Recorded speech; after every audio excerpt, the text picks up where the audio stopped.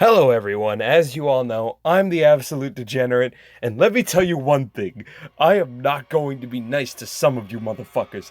Listen to me. Listen. I'm not going to be nice to some of you motherfuckers. Let me tell you, we have a pandemic. Coronavirus is a pandemic. Fuckery and memeing aside, today we're going to be starting a Today we're going to be talking about Transformers figure reviewers, and why I think a majority of them are shit. But before we can get into that, let me give the most brief explanation possible as to what a Transformers figure reviewer is for the one retard in the back who's been living under a rock for the past decade. A Transformers figure reviewer, or TF figure reviewer as I will mostly be addressing them by, is someone who makes videos reviewing Transformers figures. It's as simple as that.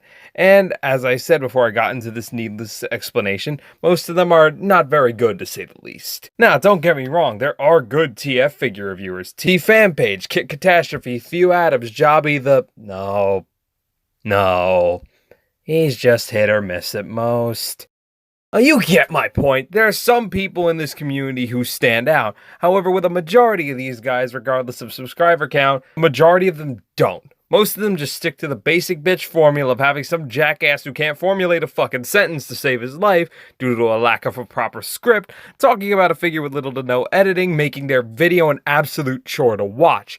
Like, I'm not even asking that much. Just get your stance on the figure across to the audience in a reasonable amount of time without rambling on and on for God knows how long. Now, before you say, isn't this a problem with the majority of all figure reviewers? Stop for a second and realize that you aren't making a proper argument, you're just making excuses.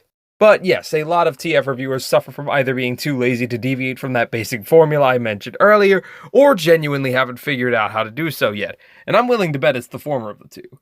And at that point, why would I care about someone's specific review of a figure when you can find a lot of reviews on that same figure that are pretty much interchangeable?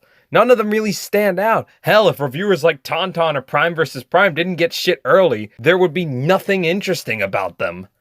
Although I can't exactly blame them for how lazy and uninteresting their content is when some of the most notable figures in this community are fucking Optibotimus, Emgo, Pio, and Baltmatrix. Hell, let's take a look at Optibotimus for example. Literally outside of his camera quality and maybe just minor editing changes, there's nothing different between his old and new content. When you take that into account, it's no wonder nobody really improves. When the people who set the bar make pretty low effort and low quality content, can you really be surprised when there are a bunch of smaller content creators who do the same shit? There's literally no incentive to raise the bar higher, to set a higher standard when some of the most successful dudes in the community have had such low effort and low quality content for fucking years. For God's sake, I just want to hear some idiot give their take on a figure, and a lot of these clowns can't even do that much. And don't even get me started on when the bigger names try to be funny. Like, sure, you have people like Few and T-Fanpage who manage to make their respective styles of comedy work for the most part, but a lot of the time you either get Emgo's cringy ending skits, which are enough to drive any sane man to commit a mass shooting, or you get this sort of shit. This is shit. Yeah, I said it. I said a swear word. I said a swear word on YouTube, and this thing is on a pillow, because I don't want to hurt my review area. You went full retard, man. Stupid piece of... Never go full retard. I'm Ballman. Like, hey, if you find a melodramatic asshole throwing a fit over something as trivial as an action figure funny, then more power to you. But to any sane person, it would make them want to kill themselves. Hell, I'm half tempted to say this wasn't even a joke, especially given how needlessly aggressive Balt comes off throughout the entirety of this review. At worst, it's fucking pitiful, and at best, it's just straight up unfunny. And you know what makes this worse? There's an even older example of this sort of shit in a Transformers review. Case in point. Here this is. We're gonna set that little sumbitch right there.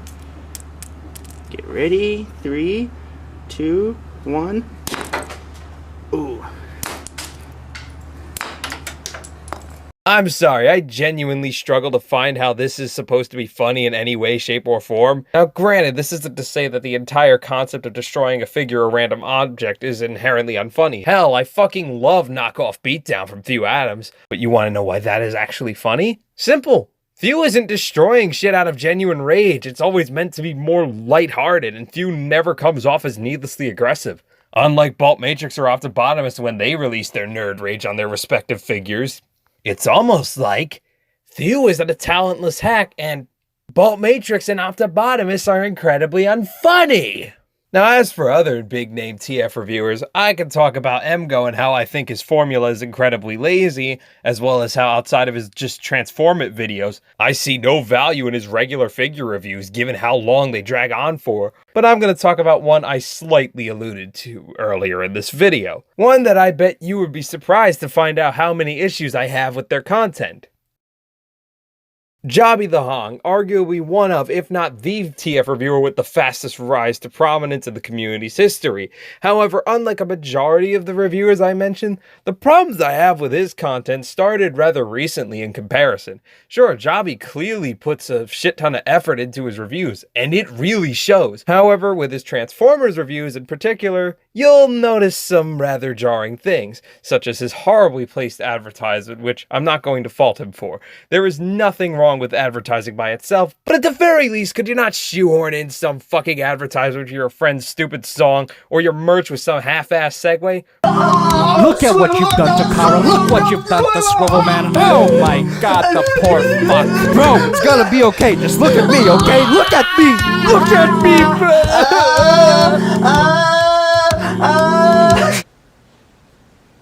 That's a cool shirt, man. Where'd you get it?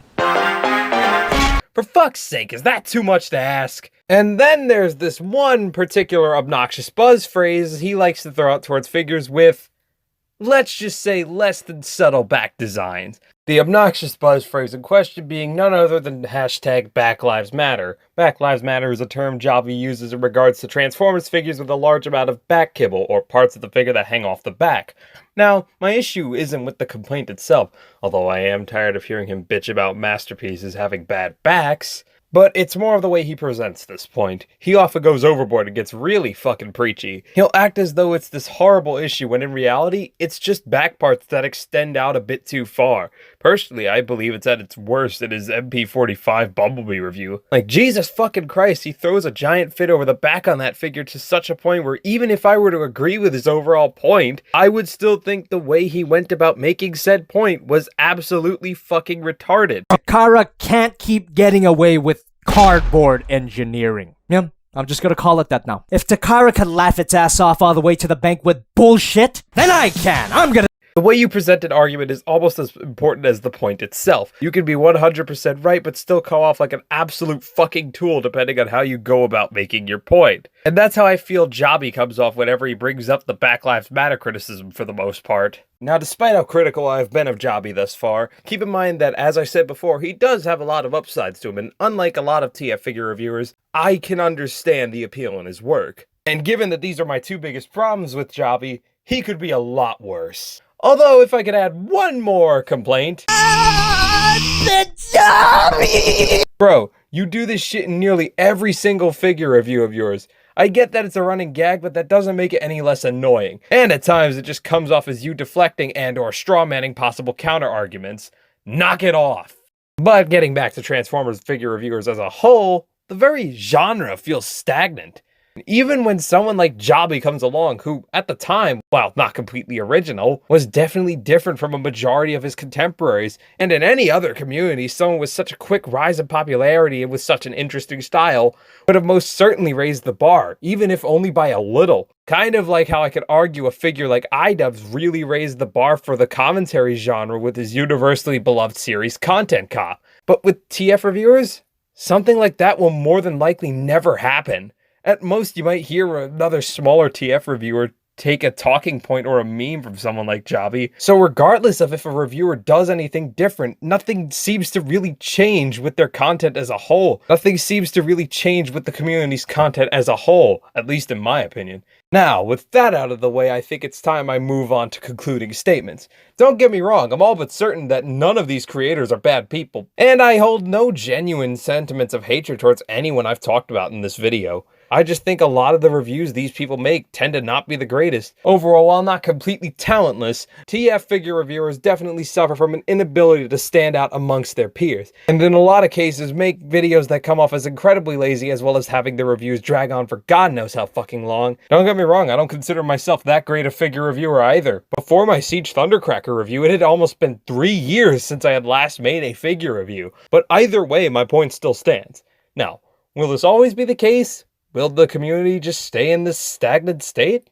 Honestly, I don't know. A part of me wants to say yes, given how consistently bad the quality of content some of these creators put out has been over the years, but at the same time, I genuinely don't know if something like that could even be predicted. Maybe things will stay the same, maybe they'll change. Only time will tell. And that, my friends, brings this video to a close.